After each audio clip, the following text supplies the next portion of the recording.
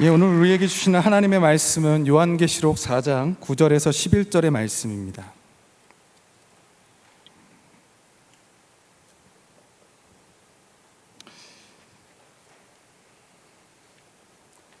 요한계시록 4장 9절에서 11절 세 절의 말씀 저와 여러분 함께 합독하시겠습니다.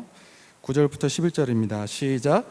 그 생물들이 보좌에 앉으사 세세토록 살아계시는 이에게 영광과 존귀와 감사를 돌릴 때에 24 장로들이 보좌에 앉으신 이 앞에 엎드려 세세토록 살아계시는 이에게 경배하고 자기의 관을 보좌 앞에 드리며 이르되 우리 주 하나님이여 영광과 존귀와 권능을 받으시는 것이 합당하오니 주께서 만물을 지으신지라 만물이 주의 뜻대로 있었고 또 지으심을 받았나이나 하더라.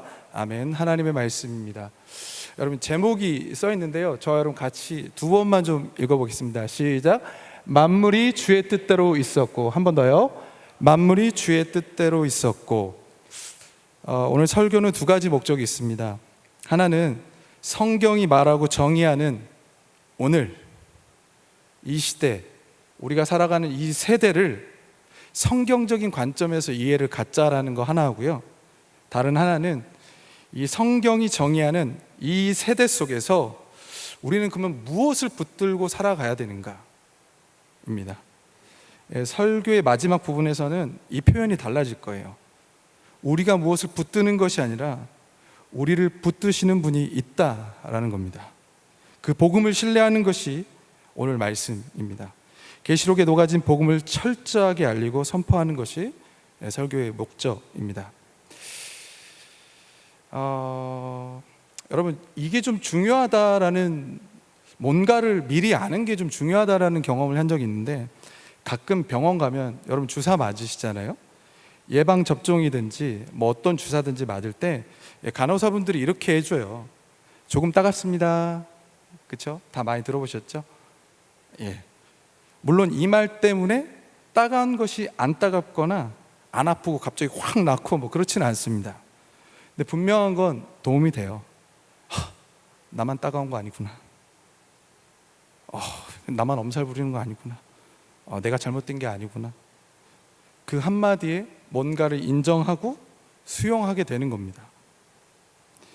긴장은 해도 두렵지가 않고요, 알고 맞으면 생각보다 괜찮네, 이렇게 덜 아픈 것처럼 느낍니다. 평안을 갖게 된다라는 겁니다. 오늘 말씀을 통해서 세대를 이해하는 것에서 여러분에게 이런 평안의 은혜가 있길 축복합니다. 바울의 마지막 서신이 있는데, 그래서 바울의 유언이라고 불리는, 그래서 한 글자 한 글자가 굉장히 귀하고 소중한 서신이 디모데 후서입니다. 바울은 디모데에게 유언처럼 이렇게 말을 합니다. 이것을 알라.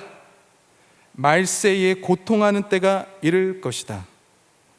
여기서 말하는 고통은요, 우리 믿는 사람들만의 고통을 말하는 게 아닙니다. 신자와 불신자 모두를 포함하는 거예요. 믿던지 안 믿던지 모두가 경험하게 될, 겪게 될 고통, 그때가 있을 것이다. 이 땅 위를 살아가는 모든 이들이 공통적으로 아파하고 힘들어하고 고통받으며 부르짖을 시간이 올 것이다 라고 유언처럼 가장 아꼈던 아들이라고 말하는 디모데에게 말을 해줍니다. 언제였죠? 표현이 말세였어요. 여러분, 성경에서의 말세가 무엇이냐면 예수님의 초림과 재림, 처음 오신 것과 다시 오실 그것 사이입니다. 오셨던 예수 그리스도를 기억하며 오실 그리스도를 기다리는 시간입니다. 이미 오신 예수 그리스도와 아직 오시지 않으신 예수 그리스도 사이에 있는 시간을 말세라고 말을 합니다. 쉽게 말하자면요, 오늘이에요. 오늘이 말세예요. 성경은 오늘 우리가 살아가는 이 1분 1초를 말세라고 말하고 있는 겁니다. 예수 그리스도의 재림과 함께 임하는 그 하나님 나라, 그 최종적인 그 승리가 이 땅 안에서 있기 바로 전, 그것이 말세이고 오늘이다라는 겁니다. 우리가 영원히 거할 하나님 나라가 이 땅 위에 도래하기 이전에 우리가 잠깐 속하게 되는 곳, 그래서 우리의 삶의 내용을 이런 언어로 표현하죠. 나그네, 손님, 객, 이런 표현으로밖에 할 수 없는 그 시간, 이 땅에 살지만 이 땅에 속한 사람으로 살지 못하는 그 시간이 바로 말세이고 그 말세가 오늘이라는 겁니다. 여러분, 말세의 특징을 바울이 뭘로 잡았죠? 고통받는 때라고 정의했습니다. 성경은 하나님 나라, 그 최종적으로 올 그 나라를 기다리며 살아가는 오늘을, 우리의 시간의 특징을 가장 두드러진 표현으로 고통이라는 것을 잡았다라는 겁니다. 바울은 말세를 살아가는 자들이 경험하는 그 고통의 모습을 여러 가지로 나열해 갑니다. 사람들이 자기를 사랑하며, 사람들이 돈을 사랑하며, 자랑하며, 교만하며, 비방하며, 부모를 거역하며, 감사하지 아니하며, 거룩하지 아니하며, 무정하며, 원통함을 풀지 아니하며, 모함하며, 절제하지 못하며, 사나우며, 선한 것을 좋아하지 아니하며, 배신하며, 조급하며, 자만하며, 쾌락을 사랑하기를 하나님 사랑하는 것보다 더하며, 경건의 모양은 있으나 경건의 능력은 부인한다. 즉 말세는 이런저런 모습으로 고통받는 때이고 환난 당하는 때, 그런 시간이라는 겁니다. 성경이 말하는 우리가 살아가는 오늘, 이 말세는 그 톤이 화이트나 골드나 실버나 핑크 같은 그런 게 아니에요. 진한 그레이나 블랙이라는 겁니다. 고통으로 특징 지어진 오늘, 이 말세를 살아가는 것을 벗어나는 길은 둘 중에 하나입니다. 그 고통을 주는 사람이 되든지, 아니면 그 고통 자체를 무시하면서 간과하면서 도피하면서 살아가는 겁니다.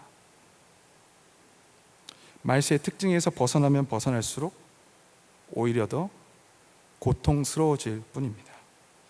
그렇다면 바울이 이 말씀을 디모데에게 전할 때 세상의 문제와 고통과 악에 대해서 그냥 다 인정하고 다 받아들이고 수용하라는 것입니까? 예, 맞아요.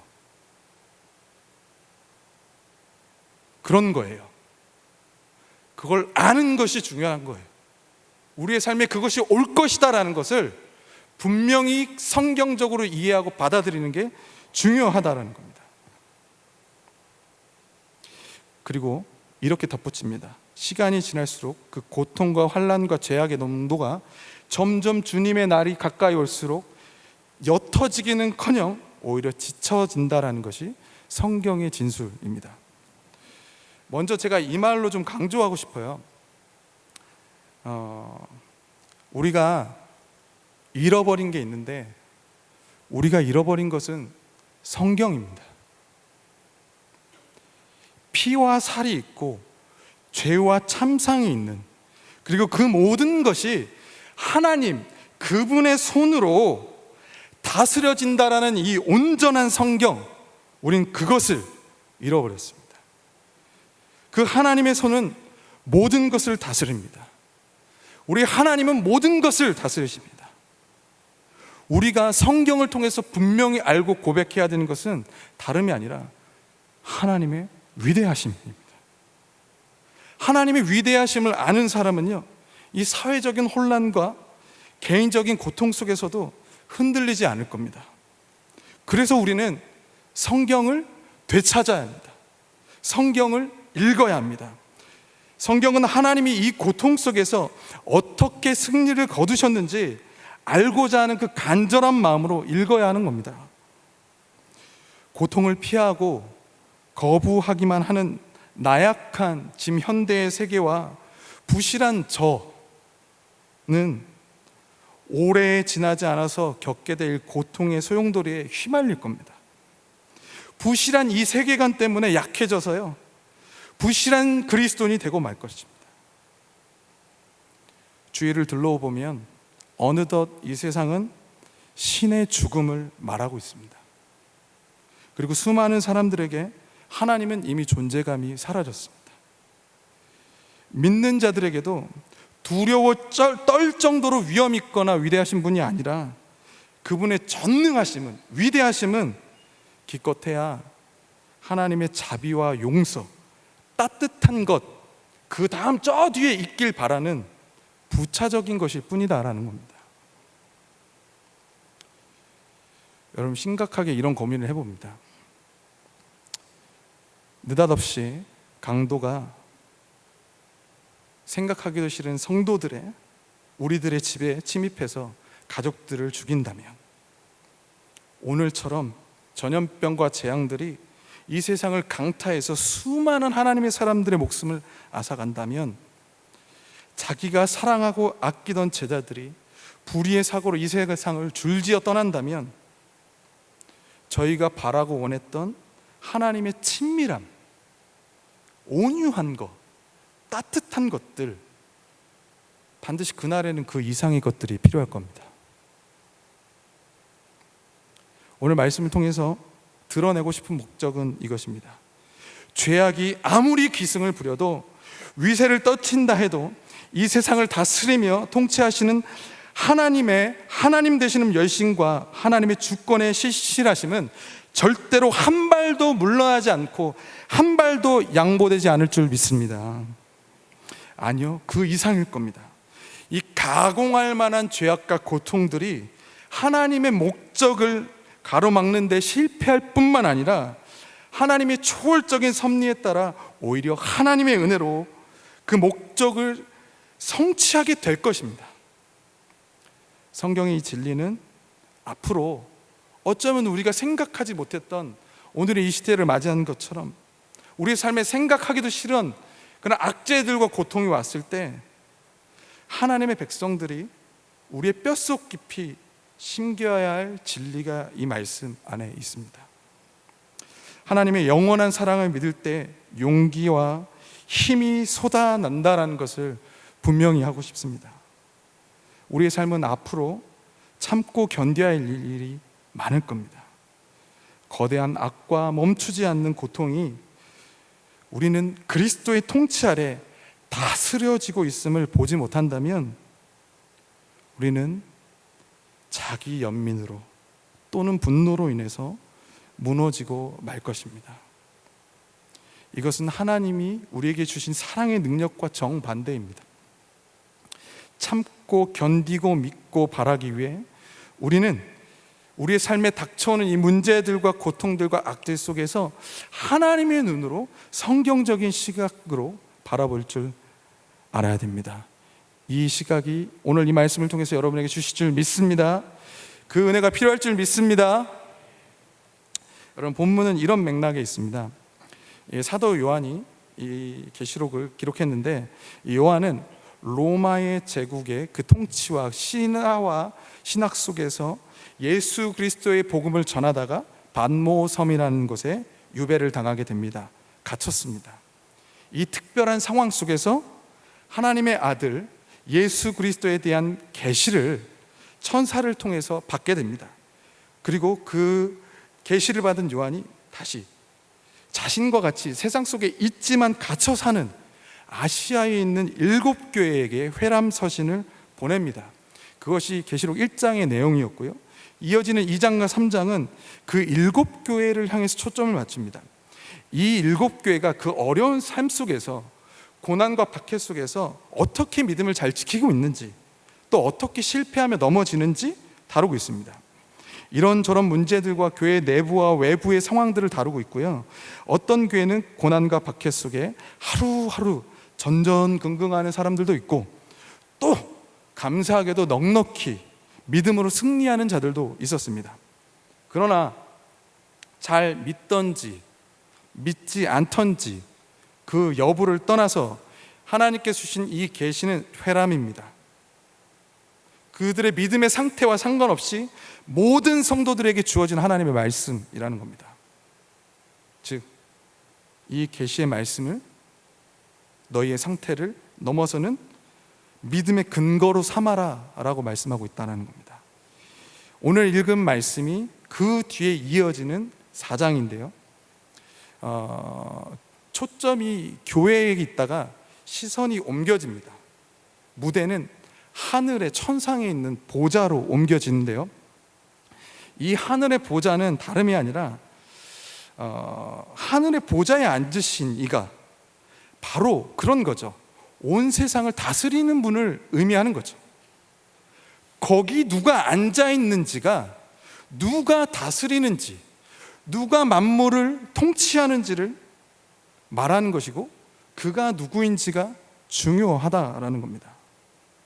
하늘 보좌의 은유, 성도들에게 보낸 이 편지를 통해서 시선을 빼앗아서 하늘에 고정시켰을 때 그 보좌를 보게 했다는 이 자체가 아시아의 7교회를 비롯한 오늘 저희와 같이 이 땅의 모든 교회들, 수많은 시대들과 세대들 속에서 살아가는 모든 교회들을 깨우는 말씀이라는 겁니다.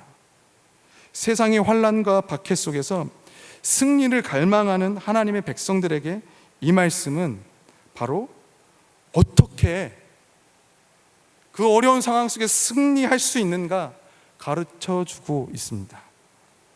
해답은, 그 승리의 해답은 여러분 이렇습니다. 승리는 결코 우리들에 대한 이야기가 아니라는 겁니다. 너희가 이런 것을 자갈하고 있기 때문에 그걸 조금만 더 보강하면 이길 것이다. 혹은 아니면 이것을 너무나 못하니까 회개하고 다시 시작해봐. 이런 우리의 행동과 우리의 믿음에 대해서 말하고 있지 않아요. 좀 더 참고 좀 더 인내해보자, 어디로 피해보자, 어떤 요령으로 살아보자 말하지 않는다라는 겁니다. 누가 저 보좌에 계시는가, 누가 이 세상을 다스리는 분인가, 그걸 보라고 말한다라는 겁니다. 그 보좌에 계신 분이 전능하신 하나님인 줄 믿습니다. 그분을 바라볼 때 승리가 우리의 것이 된다라고 성경은 말하고 있습니다. 그래서 그 보좌에 계신 하나님께 내 생물이 먼저 찬양을 드리는데 읽지 않았지만 8절에 나와 있습니다. 이런 찬양을 올려드리죠. 거룩하다, 거룩하다, 거룩하다. 주 하나님 곧 전능하신 이여. 중요한 표현이 나와요. 전에도 계셨고 이제도 계시고 장차 오실 이시라. 그 보좌에 계신 이, 앉으신 이, 그분 자체가 이 말세, 고통의 시간을 살아가는 모든 이에게 결국적으로 그분의 뜻으로 승리한다는 소망이 될 줄 믿습니다. 근데 어떻게 그러냐면요, 요한은 이렇게 말하는 거예요. 하나님을 전에도 계신 분이라고 말하는 겁니다. 하나님이 하나님 되셨던 건 처음부터, 태초부터의 일이다라고 말하는 거예요. 무슨 말이냐면 요한은 하나님의 창조주 되심을 말하고 있는 거예요. 이해가 되십니까? 왜 하나님의 백성들이 고통을 겪고 어려움을 겪는 이 상황 속에서 창조주 되신 하나님을 기억해야 되는가? 창조주는 과연 무엇이기에 그것을 바라보라 하는가? 성경은 모든 만물이 하나님에 의해 창조되었다라고 분명히 선포합니다. 그리고 모든 피조물은 그분을 위해 창조되었다라고 말하는 겁니다. 하나님이 그래서 이 우주 만물에 대한 절대적인 권한과 주권을 가지고 있다라고 말하는 거예요. 창조주 하나님만이 모든 것 가운데 소유권을 가지고 계시며 통치권을 가지고 계시며 다스리며 붙드시는 분이라는 것을 우리는 분명히 알아야 됩니다. 우주 만물을 자신이 생각하신 그대로, 계획하신 그대로, 뜻하신 대로 이끄시는 분이 우리 하나님인 줄 믿습니다. 우리 하나님만이 그것을 행할 수 있는 유일한 분이신 줄 믿습니다. 그래서 저희가 읽은 11절 이렇게 말하고 있습니다. 같이 읽어볼까요? 11절 같이 읽겠습니다. 시작. 우리 주 하나님이여,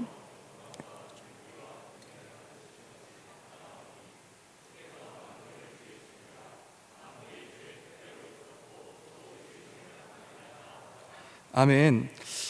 하나님은 창조주로서 모든 것을 다스리시며 통치하시고 권한을 가지신 분이셨고, 그분이 창조주로서 권한을 실행하실 때 말씀이 이렇게 말합니다. 주의 만물은 주의 뜻대로 있었다. 하나님이 권한을 사용하시면 만물은 주의 뜻대로만 있었다. 하나님께서 권한을 실행하실 때 피조물들이 유일하게 할 수 있는 반응은 순종과 복종뿐입니다. 즉 계시록의 이 저자는 세상이 이렇게 돌아가는 것은 다 하나님의 뜻 안에서 이루어지는 것이다 말하고 있습니다. 이 땅의 일들 중에서 하나님의 통치를 벗어나서 일어날 수 있는 것은 아무것도 없다. 그것이 좋은 것이든 나쁜 것이든 우리의 생각에 마음에 들던지 마음에 들지 않던지 모든 것은 주님 뜻 안에 종속된다. 계시록의 저자는 말하고 있는 겁니다. 그리고 계시록은 이렇게 이어집니다. 그 보좌에서 카메라의 앵글이 살짝 오른쪽으로 틀어지는데요, 그곳에 하나님의 보좌 우편에 계신 이를 비추게 됩니다. 이렇게 써 있습니다. 어린 양, 죽임을 당한 어린 양, 예수 그리스도께서 거기에 계시다. 즉 우주 만물을 자신이 생각한 대로, 계획하는 대로, 뜻하신 대로 그 이루시는 하나님이 예수님이다. 우리 주 예수 그리스도께서 그런 지위와 능력과 권한을 가지신 분이라는 것을 요한은 말하고 있습니다. 바울도 로마서에서 비슷한 맥락으로 서술합니다. 로마서 11장 36절인데요, 이는 만물이 주에게서 나오고 주로 말미암고 주에게로 돌아감이라. 그에게 영광이 세세토록 있을지어다. 아멘. 만물이 예수님에 의해서, 예수님으로 말미암아 예수님을 위해서 창조되었다고 합니다. 이 세상에 존재하는 것, 그 모든 것은 예수님을 위해서 존재한다라고 말합니다. 모든 것이 예수님의 위대함을 보여주기 위해서 이 땅에 있기로 결정되었다라고 성경은 말하는 겁니다. 다른 말로 말하면 이 세상에 있는 모든 것들, 우주 만물 중 그 어느 것도, 우리도, 모든 성도들도, 아니 불신자들도, 그 죄와 악들조차도 자신을 위해서 존재하는 건 없다 라는 겁니다. 바울은 골로새서에서 예수님이 창조하시고 그분의 영광을 위해 존재하는 수많은 것들 중에 이런 것이 있다라고 말합니다. 왕권들과 주권들과 통치자들과 권세들을 언급합니다. 자세히 이 표현에 주목해 보면요, 바울은 통치자들과 권세자들 이 표현을 쓸 때 악한 초월적인 권세가, 악한 영들이, 사탄이 포함되어 있음을 알고 썼습니다. 제외시키지 않았어요. 오히려 골로새서 2장 15절은 이렇게 말합니다. 통치자들과 권세들을 무력화하여 드러내어 구경거리로 삼으시고 십자가로 그들을 이기셨느니라. 아멘. 십자가로 그들을 이기셨느니라. 아멘. 그것이 말씀이 말하는 예수 그리스도의 권위입니다. 그것이 말씀이 말하는 예수 그리스도의 주권인 줄 믿습니다.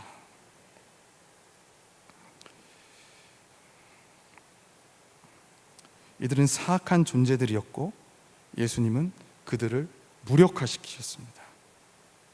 그래서 마귀는 하나님이 사랑하는 자들을 옥에 가두고 여러분 죽일 수 있습니다. 권세가 있기 때문에 우리의 생명에 대해서 그렇게 할 수 있습니다. 그러나 결코 우리를 영원히 멸망시키지는 못합니다. 그것이 우리가 경험하는 이 세상의 통치자들과 권세자들이 가진 힘의 실상입니다.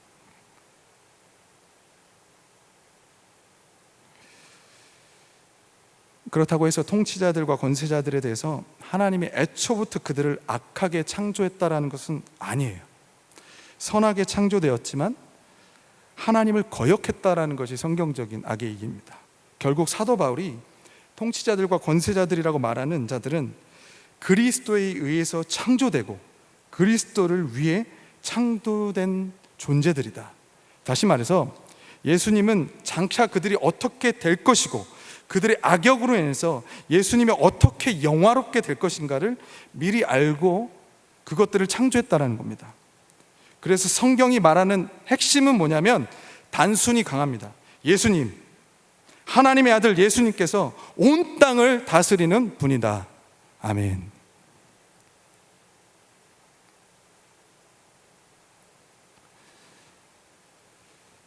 성경에는 단순히 읽는 것만으로 받아들이기 어려운 말씀들이 있습니다. 우리가 알고 이해하는 하나님과 서로 상충되는 것 같은 말씀들이 곳곳에 있어요.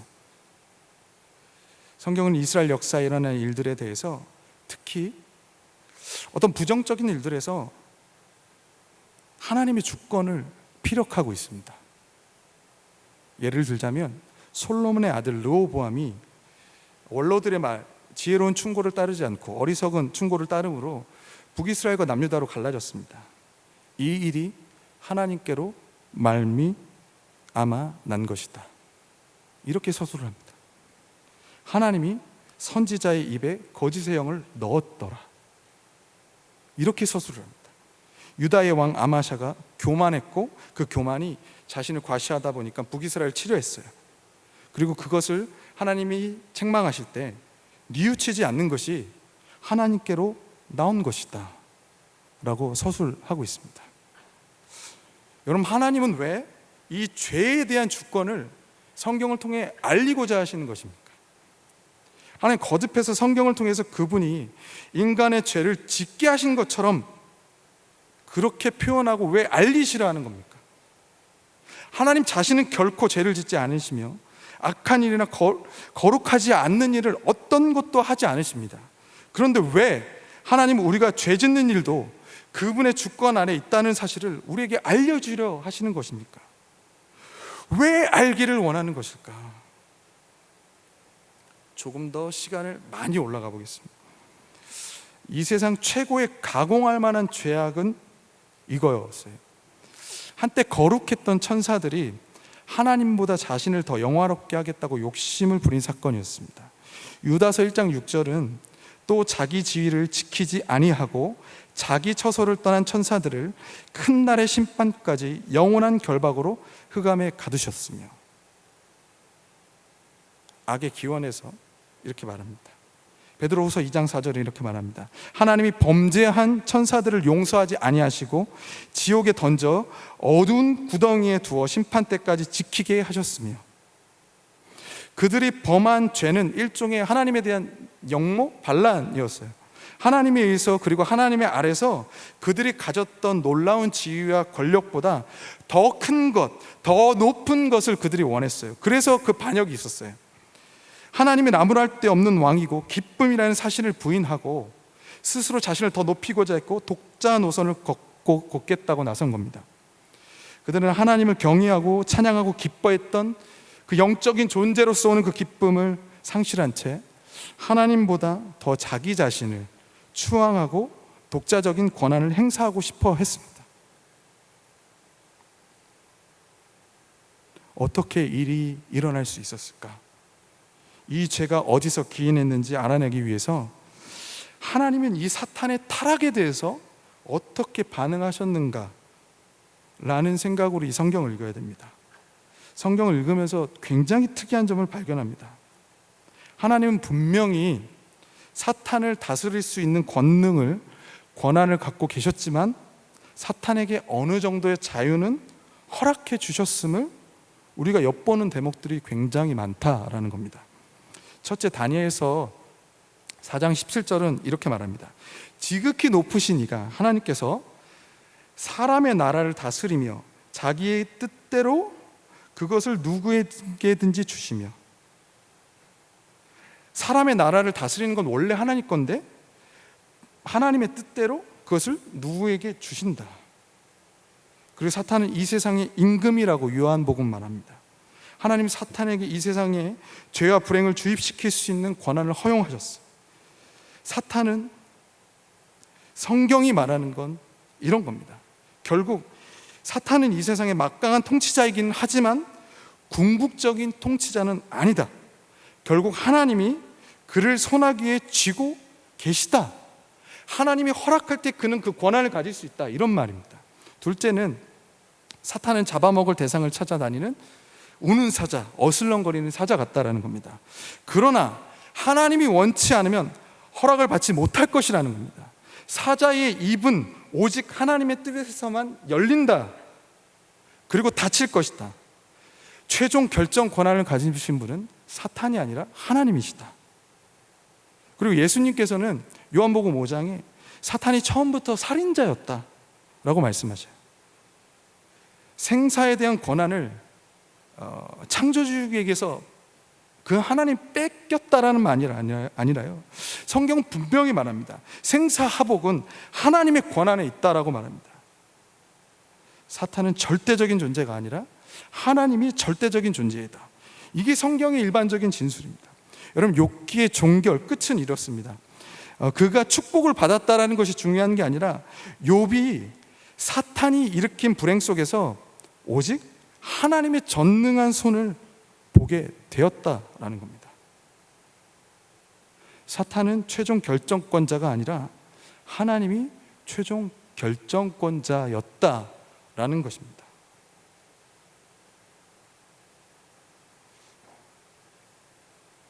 사탄이 어떤 움직이든 모든 행동은 성경에 보면 하나님에 의해서 포착되고 있습니다. 감시되어지고 있습니다. 결론적으로 저희가 말할 수 있는 건 성경을 처음부터 끝까지 아무리 읽어봐도 하나님이 사탄과 마귀와 죄와 악을 지배하는 그것에 대해서 최종 결정권자라는 그 말 외에는 없다라는 겁니다. 하나님은 자신이 원한다면 언제든지 그들의 권한과 세력을 통제할 수 있다는 것이 성경의 결론이에요. 다른 게 없어요. 사탄은 악하지만 하나님의 통치에 무한한 지혜 아래에서만 움직일 수 있을 뿐이다. 이게 성경의 핵심이라는 겁니다. 그래서 오늘 설교에 여러분과 제가 생각과 꼬리를 물어서 가는 마지막 질문은 이거예요. 최종적인 질문은 이겁니다. 왜 제거하지 않는 것일까? 하나님은 왜 제거하지 않는 것일까? 요한계시록은 분명히 말합니다. 언젠가 하나님의 때가 되면 하나님이 그들을 완전히 제거하실 것이다. 분명 하나님은 사탄이 그가 죄를 짓는 순간 그 순간에 제거할 수 있는 권한과 능력을 갖고 계셨지만 하나님은 지금 어떤 목적과 뜻을 위해서 제거하시지 않고 그 권한과 능력을 발동시키지 않고 있다라는 겁니다. 왜일까? 왜일까? 그 질문을 가지고 요셉의 이야기로 들어가겠습니다. 요셉의 이야기는 하나님의 그 목적과 그 방향을 잘 드러내고 있습니다. 요셉의 인생을 우리가 잘 압니다. 그의 삶의 거친 우회로 돌아가는 이야기들 속에서 하나님의 전능하신 손길, 형통했다라고 말할 수밖에 없는 하나님의 전능한 손길을 저희는 감지하고 느낄 수 있어요. 요셉의 이야기의 결론은 하나님이 가공할 만한 죄악들을 통해서 그분의 예언을 성취하고 있다라는 거예요. 결론적으로 말하자면 요셉으로 인해 이스라엘 백성들이 살아남았습니다. 장차 유다의 사자가 되어 인류를 구하고 다스릴 예수 그리스도의 조상들이 그 일로 인해서 목숨을 구해졌습니다. 이 결론을 여러분 기억하셔야 됩니다. 이런 일이 시발점이 됐죠. 형들이 요셉을 질투했습니다. 밖에서 들에서 일하는 형들이 있을 때 요셉이 오는 걸 보고 비아냥적으로 말하죠. 꿈꾸는 자가 오네. 이렇게 이어집니다.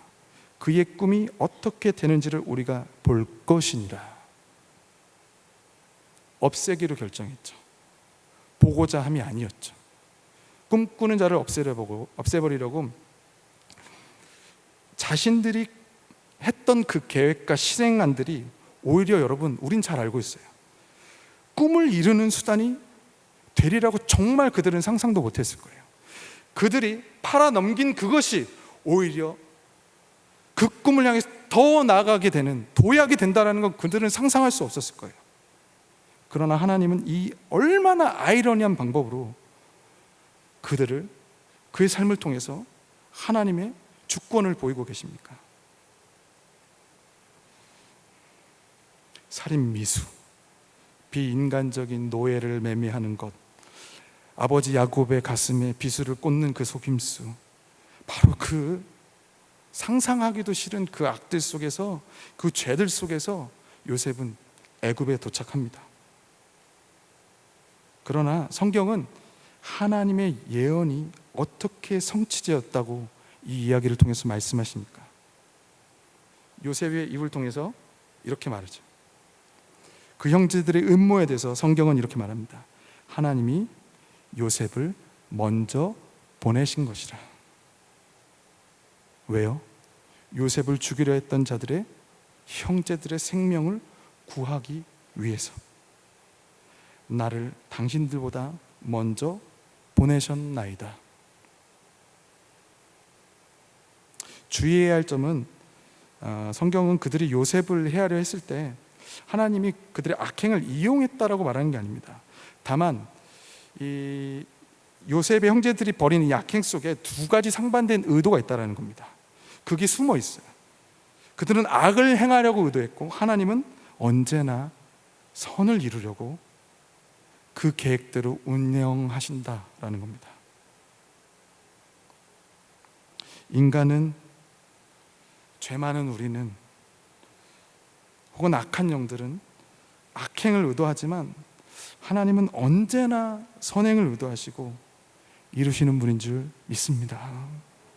죄악 가운데서 하나님이 선을 의도하셨다라는 이 말씀은 악과 고통의 현실과 이 전혀 조화되지 않을 것 같은 하나님의 주권에 대해서 어떻게 움직여지는지 이 말씀을 통해서 우리에게 알려주고 있다는 겁니다. 조금 더 악랄한 죄가 있었죠. 아니요, 역사상 최악의 죄는 도덕적으로 완벽하고 죄 없으신 하나님의 아들 예수 그리스도를 잔혹하게 처형한 일입니다. 여러분, 그 과정에서 벌어진 비열하고 야비한 행동들은 우리 굉장히 많이 봤어요. 그 중에 제자였던 가룟 유다의 배신 주목해 보고자 합니다. 누가복음 23장 3절, 누가는 이렇게 말합니다. 유다에게 사탄이 들어갔더니, 어떻게 들어갔다라고 표현할까? 이게 어떻게 이해되어집니까? 유다는 사탄에게 엉겹결에 당한 이 순간에 빙의 돼서 그런 희생자가 아니었어요. 사도 요한은 요한복음 12장 6절에 그를 이렇게 정의합니다. 그는 도둑이라. 그가 사랑한 것은 돈이었습니다. 그리고 돈을 살 수 있는 권력과 쾌락을 사랑했습니다. 육체와 마음에 원하는 것을 했고, 그럼으로써 공중의 권세 잡은 자의 그 뜻을 따라 불순종의 영으로 자신을 내어 던진 것일 뿐입니다. 사탄은 죄 없는 사람을 자신의 포로로 잡아둘 수 없습니다. 문제는 이 세상에 죄 없는 사람은 한 명도 없다라는 겁니다. 죄의 욕망이 꿈틀거리는 곳에서 사탄은 힘을 발휘합니다. 사탄이 왜 유다로 하여금 예수님을 배반하게 만들었을까? 예수님의 죽음과 부활이 사탄 자신의 패배를 가져올 줄 몰랐을까? 많은 질문들이 십자가 앞에 쏟아집니다. 근데 성경은요, 사탄이 자신의 패망을, 즉 십자가에 달리면 자신이 패할 것을 진작부터 알았다는 유력한 증거들이 있어요. 공생애를 시작하시고 예수님이 십자가를 걸어가려 하실 때 초기에 사탄의 유혹이 있었습니다. 광야에서 돌을 떡으로 바꾸고 높은 성전에서 뛰어내리고 사탄에게 절해서 세상의 통치권을 넘겨받으라는 그 시험을 저희가 잘 알고 있죠. 여러분, 이 시험은 요약이 이런 거죠. 예수 그리스도, 당신이 생각한 고난과 희생과 죽음의 길을 걸어가지 마. 당신의 권능을 사용해서 고통을 피해. 만약 당신이 하나님의 아들이라면 세상에 대한 통치권이 있음을 보여줘 봐. 나도 돕겠다. 무슨 일이 있더라도 십자가의 길은 가지 말라. 예수님께서 장로들과 대제사장들에게 많은 고난을 당하고 그들의 손에 죽임을 당할 것이라고 예수님께서 예언했을 때 베드로가 오히려 주님을 꾸짖었어요. 여러분, 이렇게 말하죠. 주여, 그리하지 마소서. 이 일이 결코 주님께 미치지 닿지 아니할 것입니다. 이 말이 뭐죠? 절대로 내가 눈을 뜨고 있는 한 주님에게 이 일은 있지 않을 거다. 죽도록 내버려 두지 내가 않을 것이다. 근데 예수님의 반응이 뭐였죠? 사탄아, 뒤로 물러가라. 너는 나를 넘어지게 하는 자로다. 네가 하나님의 일을 생각하지 아니하고 도리어 사람의 일을 생각하는도다. 예수님이 십자가에 달리지 않도록 방해하는 것이 사탄의 일입니다. 사탄은 정확히 예수님이 십자가에 못 박히기를 원치 않았어요. 왜요? 그 순간 자신이 파멸될 것을 알았기 때문에. 그러나 예수님은 흔들림 없이 자신이 가야 할 길을 묵묵히 걸어가셨습니다. 그래서 사탄은 아무리 방해해봤자 소용없다는 걸 알았던 겁니다. 그래서 어차피 십자가의 길을 막을 수 없다면 그 길을 최대한 잔혹스럽고 고통스럽게 괴롭게 만들고자 결심한 겁니다. 그냥 죽음이 아니라 배반당하고 사랑했던 모든 것을 걸어 인자는 머리 둘 곳이 없는 그 상황에 처하기로 작정하면서 사랑했던 제자들에게 버림받고 가장 아꼈던 베드로에게 부인당하고 고문당해 죽게 만들었다는 겁니다. 멈출 수 없다면 다른 사람들까지 끌어들여서 최대한 예수님을 고통스럽게 하자는 것입니다. 그리고 그 과정을 최대한 혐오스럽게 무섭게 만들자는 것입니다. 이것이 예수님의 죽음에 개입된 굉장히 무서운 가공할 만한 죄악들이었습니다. 하나님 무엇을 하셨습니까? 예수님이 돌아가실 때 당신의 아들께서 죽음을 맞이하는 그 순간에 어디 계셨습니까? 예수님도 물으셨. 엘리 엘리 라마 사박다니, 나의 하나님 어찌하여 나를 버리셨나이까? 인류 역사상 최악의 범죄가 저질러지는 순간에 하나님이 하셨던 역할은 무엇입니까? 제가 아까 그런 표현을 썼습니다. 우리가 좋던, 우리의 생각에 좋던, 나쁘던, 원하던, 원치 하던 상관이 없다. 우리의 의견은 필요가 없습니다. 하나님의 말씀만 중요합니다. 예수님의 죽임에 관한 구체적인 사항들이 여러분 수백 년 전부터 예언되어 있었습니다. 이 모든 예언들을 하나씩 깨맺혀 가면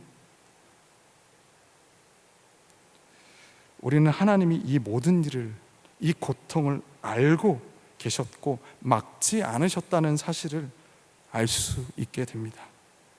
막기는커녕 아들이 미움을 받고 버림당하고 배반과 부인을 당하고 침뱉음과 조롱과 채찍질을 당하고 창으로 찔리고 죽임을 당하는 모든 것이 하나님의 계획 안에 포함되었다. 이 모든 일이 전능한 주권자이신 하나님의 뜻에 의해 모든 것이 일어났다. 하나님이 그 일을 주도하셨다.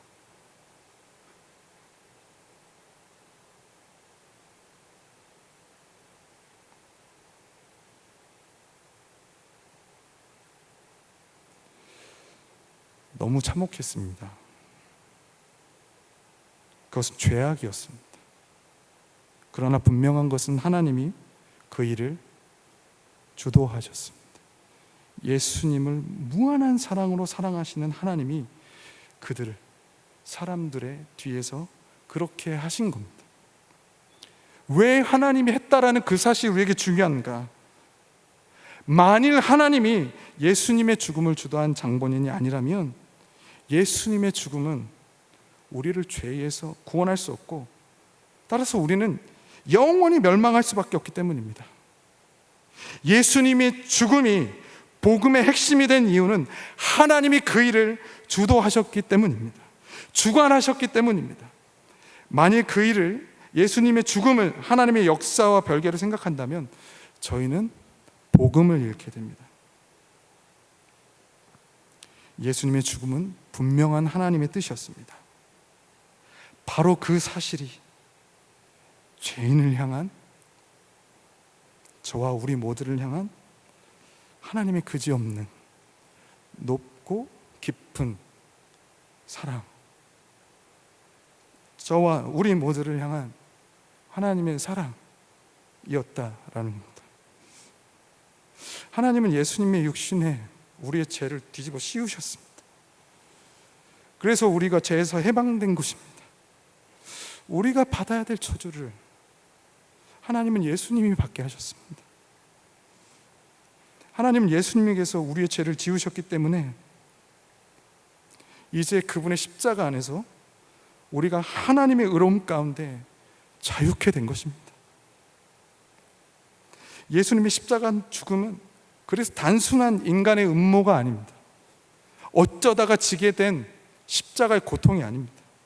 하나님의 역사이며 너무 아픈 하나님의 사랑인 줄 믿습니다.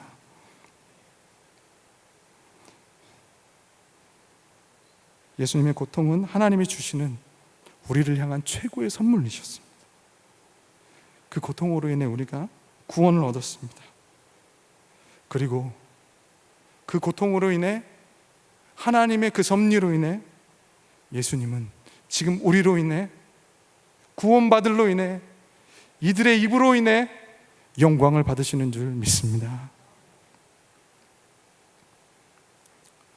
오늘 이 시간을 통해서 여러분 깊고 어려운 말씀을 나눴다라는 거 제가 잘 알고 있습니다. 이유가 있어요.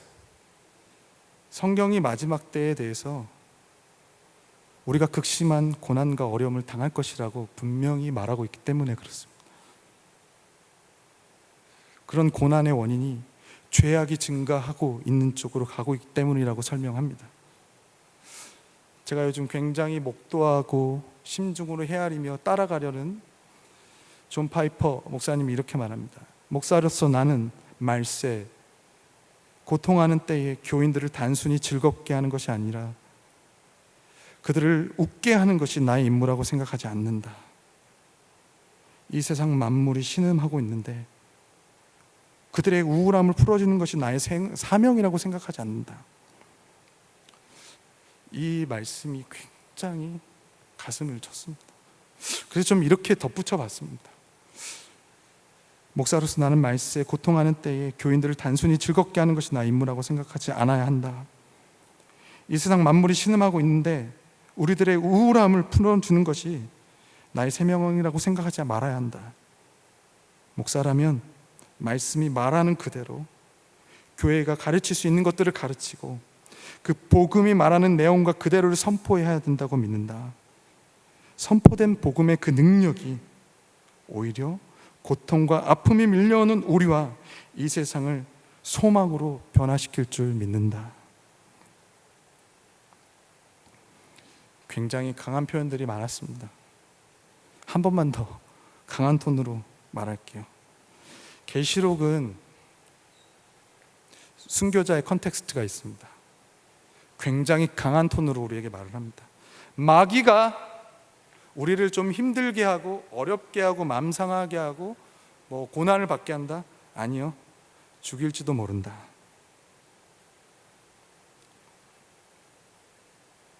그러나 걱정하지 말라. 예수님이 생명의 면류관을 주실 것이다. 우리는 하루를 축복해주는 격려의 말도 필요하지만 짐승이 승리할 것이라는 엄중한 경고도 필요합니다.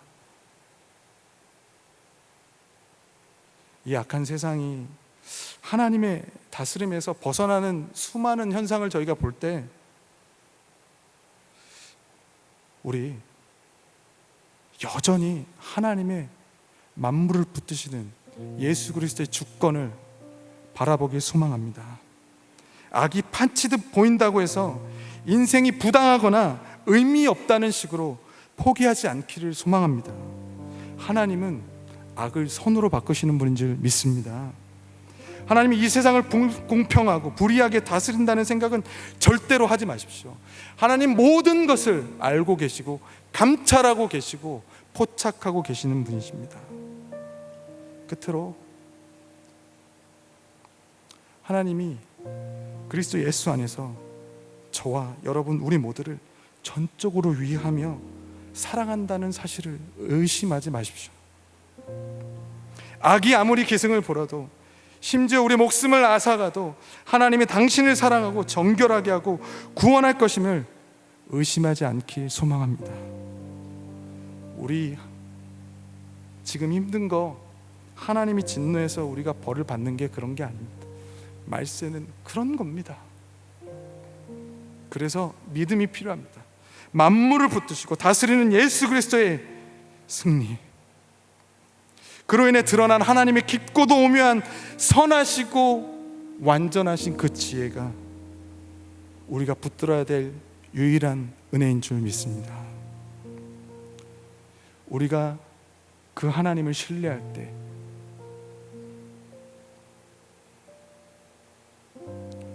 만물이 주의 뜻대로 있게 하시는 그 하나님의 주권을 신뢰할 때, 그때서야 사탄을 조금 더 살게 놔두시는 하나님의 목적이 너무나 아팠지만 성취될 것이고, 영원 무궁히 하나님이 높임을 받으실 줄 믿습니다. 하나님은 온 땅의 통치자이십니다. 만물이 주의 뜻대로 될 줄 믿습니다. 어떤 누구도, 어떤 권세도, 사탄도 예의가 없습니다. 어떤 낙이라도 하나님은 선으로 바꾸실 줄 믿습니다. 하나님 만물을 그렇게 붙드시고 지탱하고 계십니다. 나의 믿음, 나의 인내, 나의 신뢰가 나를 붙드는 것이 아니라 만물을 붙드시는 하나님이, 그 하나님의 다스림이 우리를 붙드실 줄 믿습니다. 여러분 힘들 때 누가 저 보좌에 계시는가? 누가 이 세상을 다스리시는 분이신가? 그 시선을 옮길 수 있길 축복합니다. 전능하신 하나님, 그분이 만물을 주의 뜻대로 있게 하시는 그분이 우리를 붙드실 겁니다. 때론 그 과정이 아프고 힘들고 고난스럽고 눈물 나는 시간이 될 수 있겠지만, 치명적일 수 있겠지만, 결국 우리의 삶을 통해서 주님은 존귀케 되시며 승리를 이루실 줄 믿습니다. 우리 시간 찬양하며 나가겠습니다.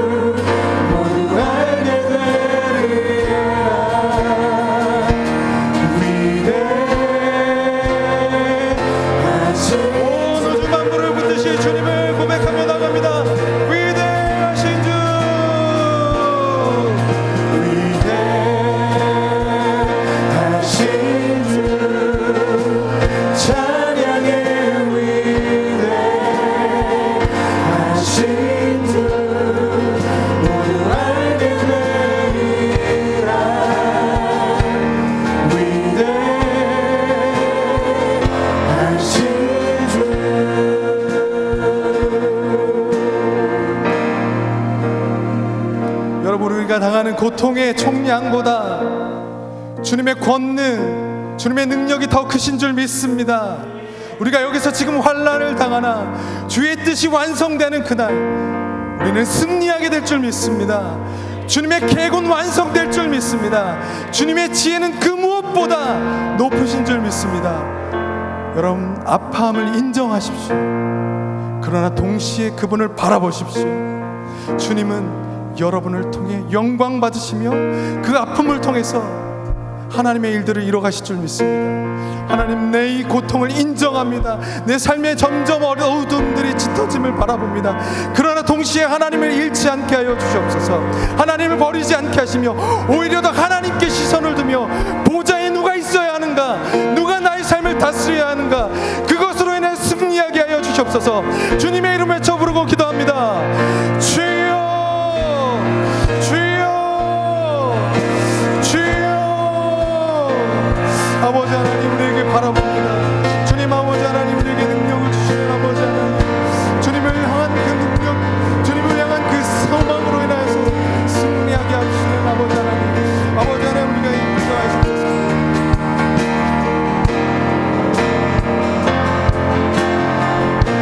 주님에게 능력을 주셔서 아버지 하나님, 영원하신 주님을 바라봅니다. 오늘 나에게 있는 고난의 그 어떤 문제가 우리 삶을 다스리시고 통치하시고 악을 선으로 바꾸시는 아버지 하나님, 아버지 아들의 고통을 아버지 그것을 악을 선으로 바꾸사 하나님 영광 받으시고 구원을 이루시는 아버지 하나님, 지혜의 오묘함과 하나님의 능력을 바라보기 소망합니다. 오늘도 나의 고통을 잠식되지 않게 하시고 하나님을 바라보며 이 땅을 살아가게 하나님 인도하여 주시옵소서.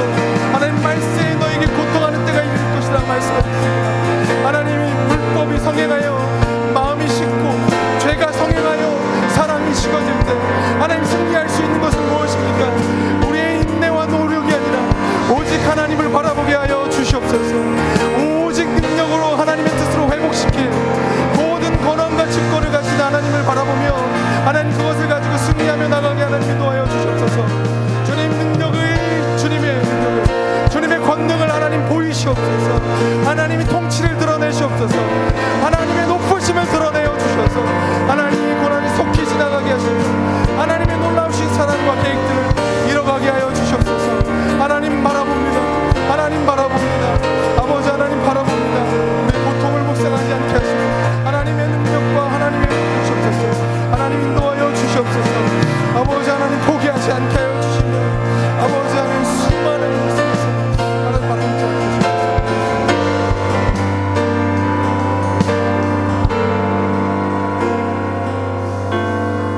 전 이 말씀을 준비하면서 제 안에 저항이 하나 있는 걸 보게 됐습니다. 저는 이 말씀이 주는 결론은 좋은데 과정이 너무 싫다라는 거. 그냥 우리가 아플 때 다 들어주시면 좋겠는데 그냥 그렇게 되면 참 좋겠는데 이것이 뜻이고 이걸 통해 이루실 하나님을 바라보라. 이걸 받아들이기가 너무나도 어렵다라는 것을 보게 됩니다. 제가 원하는 복음의 내용은 제가 잘 되는 것, 이 틀을 벗어나지 못함을 봅니다. 나의 삶을 통해서 하나님이 영광 받으시길 바란다라고 말은 하지만 우리의 삶에 고난과 고통이 다가온 그때만큼은 철저하게 나는 더욱더 방어 기제를 내려서 내가 평안하고 내가 잘 되기만을 나의 복음 안에 갇혀 있다라는 것을 보게 됩니다. 깨기가 어렵다라는 걸 봅니다.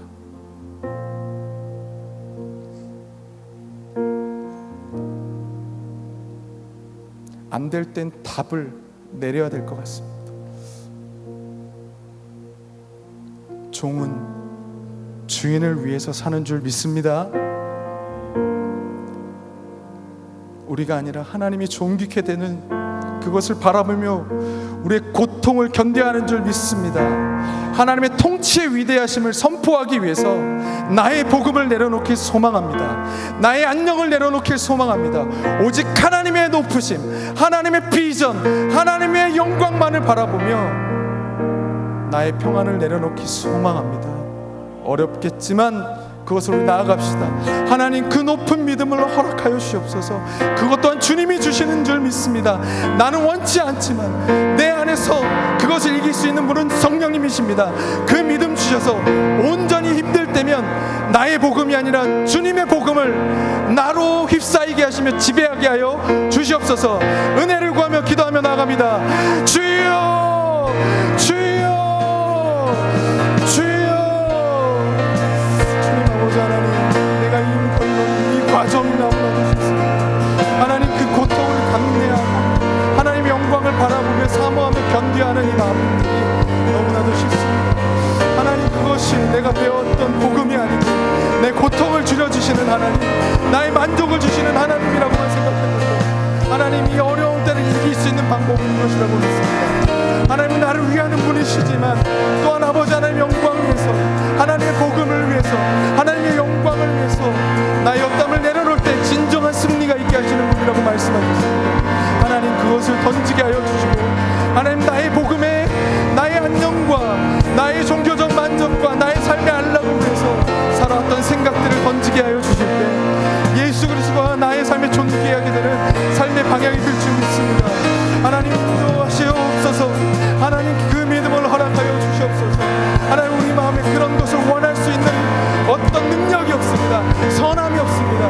내 안에 이기적인 생각뿐입니다. 오 주님이여, 하나님이 주실 때만 가능하신 것입니다. 하나님, 곤고한 날에, 우리의 인생의 곤고한 날에 오직 하나님만 바라보게 하여 주시옵소서.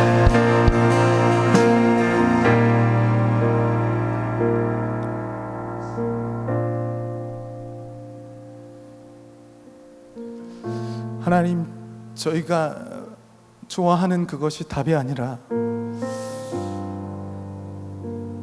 성경이 답인 줄 믿습니다.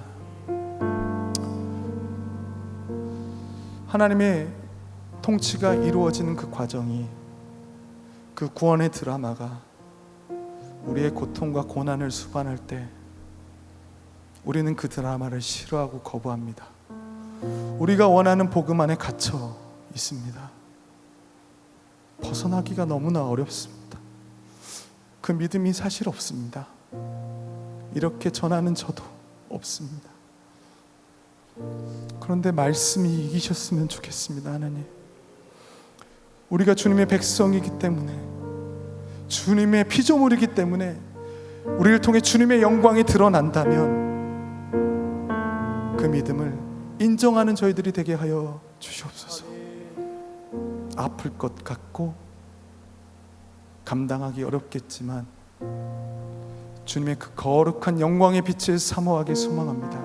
만물을 붙드시는 주님이여, 우리의 영혼을 붙들어 주셔서 우리의 삶의 곤고한 난들 위에 하나님의 주권을 믿으며 신뢰하며 그 영광을 이루실 주님을 바라보며 승리하게 하여 주시옵소서. 저희가 아니라 만물을 통치하시고 섭리하시는 주님의 이름이 높아지길 소망합니다. 그 믿음을 우리 위에 내려 주시옵소서. 이제는 우리 주 예수 그리스도의 은혜와 하나님의 크신 사랑과 성령님의 인도하심이 고난의 현실 속에서 신음으로 끝나지 아니하며 우리의 고난 넘어 그 모든 것을 붙드시고 운행하시고 역사하시는 하나님의 주권을 바라보며 하나님의 영광을 사모하며 승리하길 원하는 이 자리에 있는 모든 하나님의 백성들 위해 이제로부터 영원까지 함께 하시기를 간절히 축원하옵나이다. 아멘.